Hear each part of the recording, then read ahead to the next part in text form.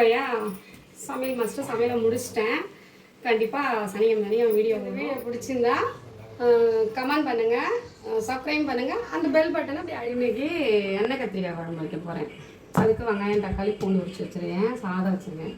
அப்புறம் வந்து வெண்டைக்காய் பொரியல் பண்ணுறேன். பார்க்கலாமா எப்படி செய்யலான்னு? கொஞ்சம் வெண்டைக்காய் இருக்கிறதால நான் வந்து கையிலே அறிகிறேன், சாக் பட்டில் அறியல. ஏன்னா அது ஒரு மாதிரி பிசுக்குன்னு ஆகிடும் அதிகமாக தான். அவ்வளோதான். அடுப்பு பற்ற வச்சு வாழையில் சுடலாம். காரக்குழம்புக்கு கொஞ்சம் தாராள மனசோட ஊற்றிக்கணும். அப்புறம் வந்து நம்ம மஞ்சள் பொட்டியில் என்ன ஸ்பெஷல் ஐட்டங்கள்னு காமிக்கவா? இதை பாருங்கள், வெந்தயம், உளுந்து, ஜீரகம், சோம்பு, கடுகு, மிளகு, இதில் சித்திரை காசு போட்டு வச்சுருந்தேன். நம்ம வீட்டுக்கு ஐயா சின்ன ஐயா இருக்காருல காலி பண்ணிட்டாரு. இப்போ நம்ம தாளிப்பு பார்த்துக்கலாம். ஊருக்கு போயிருந்தேன்னா சாருக்கு ரொம்ப செலவு தேவைப்பட்டப்பில் இருந்துச்சு. சில்லறை காசு எல்லாம் எடுத்து செலவு பண்ணி வெந்தயமும் ஜீரகமும் போட்டேன். அந்த வீடியோ வந்து பார்க்கல நீங்கள், நீ பார்க்கல, நான் போடல. இப்போ வந்து வெங்காயம் போட்டுக்கலாம். பச்சை மிளகாயும் வெங்காயம் போட்டுக்கலாம். பூண்டு தான் போட்டேன், வதக்கிக்கலாம். வந்து கருப்பு புளி தான் இருக்குது, வெள்ளை புளி காலி, கறி யாரும் இப்போ போகிற ஐடியா இல்லை. அதனால் கொஞ்சமாக போட்டுக்கலாம், ரொம்ப வேண்டாம். அதுதான் தக்காளி 2 போட்டிருக்கேன். டேஸ்ட்டாக இருக்கும் குழம்பு. ஆனால் வேறு வந்து ஒரு மாதிரி இருக்கும். எப்பவுமே கருப்பு புளி ரொம்ப நாள் வச்சுன்னா கருப்பாயிடும். நான் ஃப்ரிட்ஜில் தான் ஸ்டோரேஜ் பண்ணியிருந்தேன். கொஞ்சம் வெள்ளை புளி வாங்கி இதில் கலந்து குழம்பு வச்சா நல்லாயிருக்கும். வேஸ்ட்லாம் ஆகாது, டைம்லாம் அதுக்கு கிடையவே கிடையாது. புளிக்கலாம் நல்லாயிருக்கும், டேஸ்ட் போடலாம். வெங்காயம், பூண்டு, பச்சை மிளகாய் எல்லாம் வணங்கிடுச்சு. தக்காளி போடலாம். நம்ம கல் உப்பு போட்டுக்கலாம். எப்பயுமே கல் உப்பு குழம்பு யூஸ் பண்ணால் டேஸ்ட்டு. மஞ்சள் தூள் போட்டுக்கலாம். தக்காளி வந்து நல்லா வணங்கிடுச்சு. இது கொஞ்சம் வணங்கும் போதே நம்ம வந்து கத்திரிக்காயை போட்டு எண்ணெயில் வதக்கலாம். நல்லா எப்பயுமே எண்ணெய் கத்திரிக்காய் ஃபஸ்ட்டே வதக்கி எடுத்து வச்சுக்கலாம். இல்லை தக்காளி போட்ட பிறகு இந்த மாதிரி வதக்கினாலும் ஓகே தான். இதை நல்லா எண்ணெயிலே கொஞ்சம் வதங்கட்டும். அப்புறம் தான் மிளகாத்தூள் போட்டு வதக்கலாம். மிளகாத்தூள் போட்டுக்கலாம்.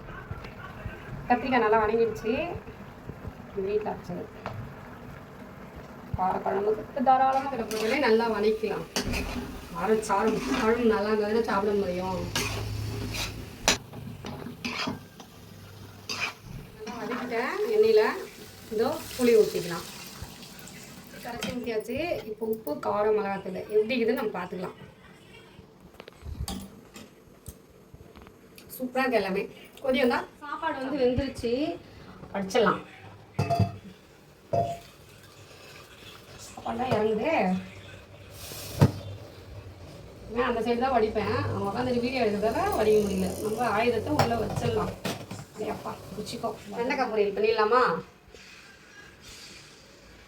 வெண்டைக்காய் பொரியலுக்கு கடுகு போட்டுக்கலாம், ஜீரகம் போட்டுக்கலாம், கொஞ்சமாக வெங்காயம் போட்டுக்கலாம். பொரிஞ்சிருச்சு.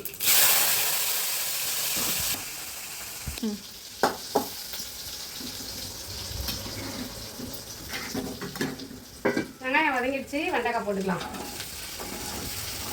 வெண்டைக்காய் வந்து எனக்கு அவ்வளோ பிடிக்காது. பசங்க தான் சாப்பிடுவாங்க, எங்கள் வீட்டில் வர சாப்பிடுவாங்க. வெண்டைக்காய் சாப்பிட்டா மூளை வளருவாங்க. அதனால் அதிகமாக மூளை வேணாம். நான் வெண்டைக்காய் சாப்பிட்டு நிறுத்திட்டேன். பிடிக்காது, கொஞ்சமாக சாப்பிடுவேன். எப்படின்னு வெண்டைக்காயில் வந்து பிசுக்கு தன்மை போடலாம். நம்ம ஃபஸ்ட்டு அதோட ஆயுதமே வந்து சால்ட்டு தான். இதை போட்டு வதக்குனீங்கன்னா டக்குன்னு வதங்கிடும், பிசுக்கு தன்மை போயிடும். நல்லா கலந்து கொடுத்துட்டு சால்ட்டு போட்டு சிம்மு பண்ணி மூடி வச்சா குழஞ்சிருவாங்க. குறையாது. மூடி போட்டாங்கன்னா அடி உக்காராமல் கொஞ்சம் வெந்து அதோட பிசு பிசு தன் போகும். அப்புறமா நம்ம மிளகாத்தூளும் மஞ்சத்தூளும் போட்டுக்கலாம். வெண்டைக்காய் வந்து நல்லா வணங்கிட்டு நம்ம மஞ்சத்தூள் போட்டுக்கலாம் லைட்டாக. அப்புறம் வந்து வீட்டு மிளகாத்தூள் போட்டுக்கலாம். அவ்வளோதான். ஃபஸ்ட்டு வந்து மூடி போட்டோம். இப்போ வந்து மூடி போட தேவையில்லை. மிளகாத்தூள் மஞ்சத்தூள் போட பார்த்து இப்போ நம்ம அப்படியே ஃப்ரை பண்ணுறோம். இதில் என்ன அந்த மூடி போட்டு பண்ணுறதுல பெனிஃபிட்னா வெண்டைக்காய்லாம் நிறைய எண்ணெய் ஊற்றிடுவாங்க. நம்ம எண்ணெய் கம்மியாக ஊற்றி மூடி போட்டு வேக வச்சதால சால்ட் போடுறதால அந்த பிசு பிசு இருக்காங்க. கரெக்டாக போயிடுச்சு பாருங்கள். உதிரி உதிரியாக இருக்குது பாருங்கள். இப்போ வந்து நம்ம அப்படியே ஓப்பன்லேயே வச்சு கொஞ்ச நேரம் வதக்க வேண்டியதான். குழம்பு ரெடி ஆகிடுச்சான்னு பார்த்துக்கலாம். பாருங்கள், சூப்பராக காரக்குழம்பு ரெடி ஆகிடுச்சு. எப்படி இருக்குது? பார்க்கும்போதே சாப்பிடணும் போல் இருக்கா? அவ்வளோதான், ஆஃப் பண்ணிட போகிறேன். சாதம் வடி விட்டாச்சு. நல்லா அப்படி குடிக்கலாம்.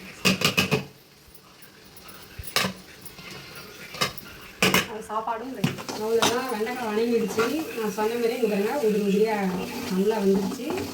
அவ்வளோதான். வெண்டைக்காய் வந்து முடிஞ்சிருச்சு. சமையலே முடிஞ்சிருச்சு. செஞ்சாச்சு. பாய். நெக்ஸ்ட் வீடியோவில் பார்க்கலாம்.